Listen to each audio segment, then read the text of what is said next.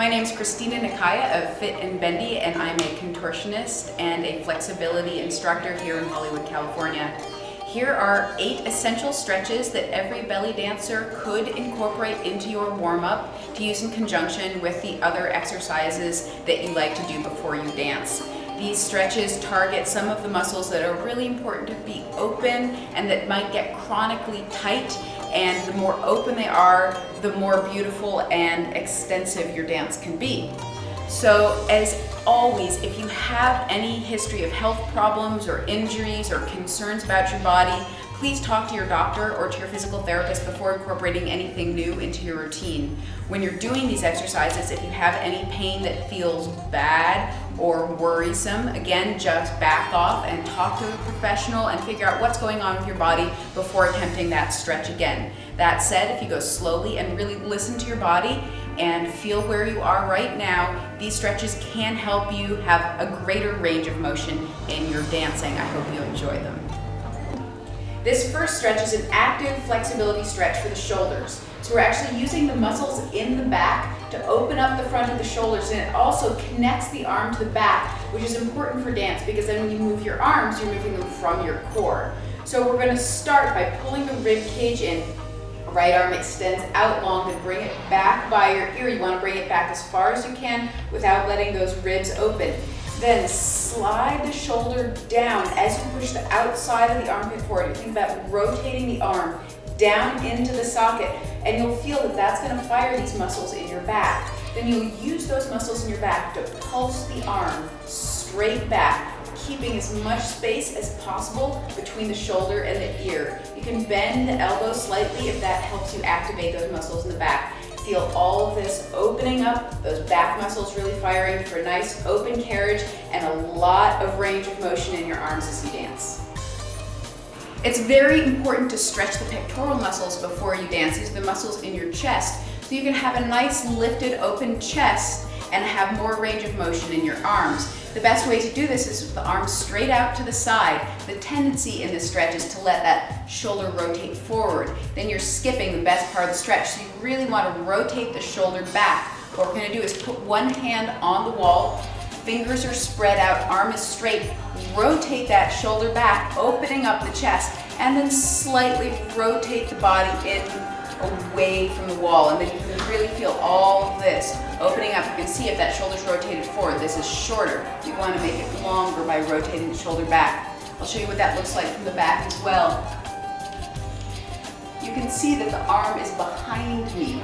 That's going to maximize the stretch through the front as I press the hand into the wall and rotate the body back to the center of the room, giving it a delightful stretch and really opening up my carriage for my dance. This next stretch is going to target our calves, which get a lot of work if you're dancing on your demi-pointe or if you dance in heels, extra important. All you need is some kind of block. You can use a nice thick book, you can use the edge of a low stair, and you're going to put the ball of your foot up on the edge of the block, the heel is on the floor, and you can bend the knee slightly as you lean forward. If you can't get your hands all the way to this block, you can put them on something higher as well. From here, just squeeze the muscle in the knee, straighten the leg. You're going to feel a delicious stretch all up the back of the leg here. And you can bend and straighten the knee just a little bit as you start to ease into the stretch, gradually sinking deeper, drop the head, and then squeeze that muscle in the knee, straighten the leg, stick your butt up towards the ceiling and breathe. And it feels amazing. This is a stretch for the quadriceps, which get really taxed when you're, in that plie and you're dancing for long hours. And one of the difficulties with stretching the quads is most of the quad stretches can be hard on the knees. So if your knees are at all cranky, then you can get knee pain. So the reason I really like this stretch is that it's very gentle on the knees and there's no extra pressure on the knees. If you are really tight, you're gonna want a strap. You create a loop at one end of the strap and put it around your foot. And it's nice if you start sitting on one hip in the mermaid position, and from here you're just gonna fall over to the floor, curl up in a little ball like you're gonna take a nap. Go ahead and grab that strap. You're trying to keep your body tucked, your pelvis is tucked, it's like you're trying to touch your nose to your knee. Then go ahead and grab that strap, and keeping the top leg parallel to the floor, just slide it backwards. Keeping the tuck in the pelvis will really help you feel the stretch in the hip as well as the quadricep. And you can use that strap to pull the leg back gently. You're squeezing your butt just a little bit so that the hip doesn't open up to the side. You want to keep it going forward. If you are looser or if you don't have a strap, you can always also do this just holding onto the ankle, which is a little bit of a deeper stretch, but just as effective. This next exercise is going to target the front of the hip. Now, usually when we stretch our hips in lunges, the tendency is to want to open the hip out, let your butt stick out a little bit, it feels a little more comfortable, easier, but the problem is then you're missing those super tight muscles on the inside and the front of the hip. So the way that you target those muscles is you put the heels of your hands on your hip bones and your fingertips at the base of your pelvis. You find that triangle right in the hips, and what we're going to try to do is keep that triangle completely flat. So as the leg slides out, you'll notice for everybody the tendency is to want to open that triangle up. So you're going to squeeze your booty cheek, move that hip bone forward, and then use your lower abs to tilt the pelvis forward, and it changes the stretch a lot. You really have to use your muscles. You're really squeezing that butt cheek, and as you sink it down, this will start to lengthen. If you feel like you want to go a little deeper, all you have to do is straighten that back leg a little bit, and you start to get an even deeper stretch. Constantly adjusting to bring the hip forward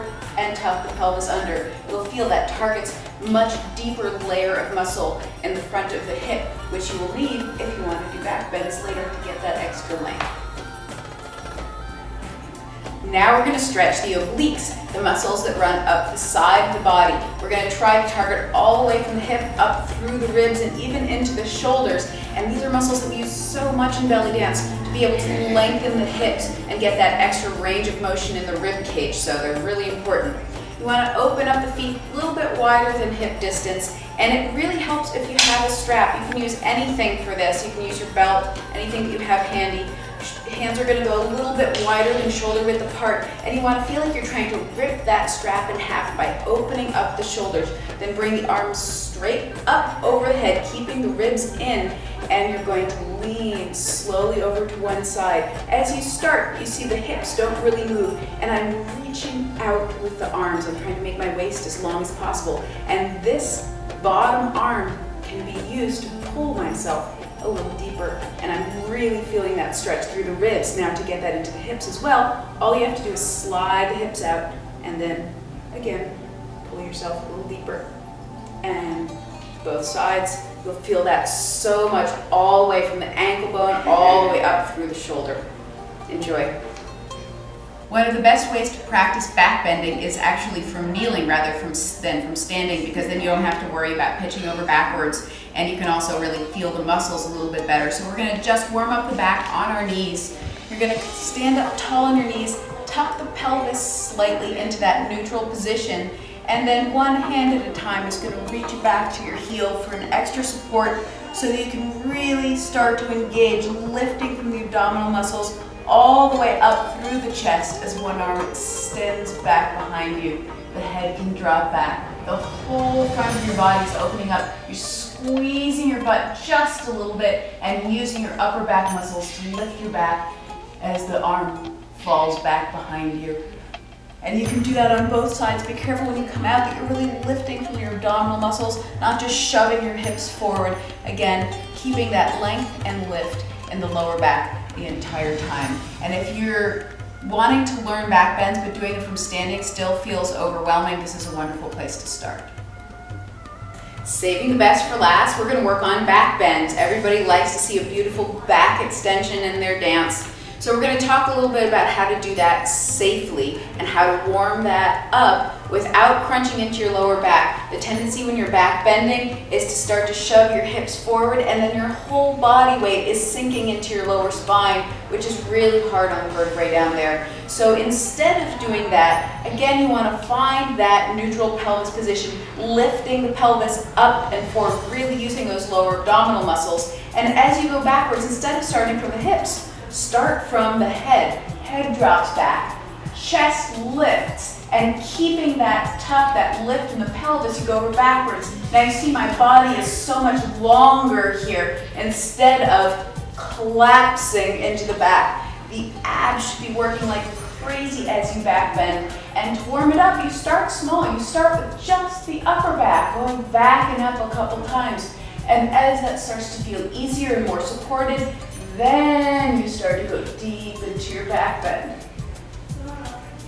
Always remember to do your hip flexor stretches first, because that will give you a little bit of extra extension so that you can go further again without collapsing into the lower back. If you feel pain, bruising, crunchy feelings in the lower back, it's important to take a step back, not go so far into your back bends until you develop the technique and the abdominal strength to support that position safely so that you don't end up getting injured. Thank you so much for watching this video. I hope it was informative. If you like these stretches, you can find all of these in greater detail, plus many more stretches on my instructional videos, Get Bent Circus Style Flexibility, that works on back bends and splits, and also Bendy Body, which is focused on active flexibility and developing muscles to open up and free your range of motion. So I hope that I see you again soon. Thank you so much for visiting.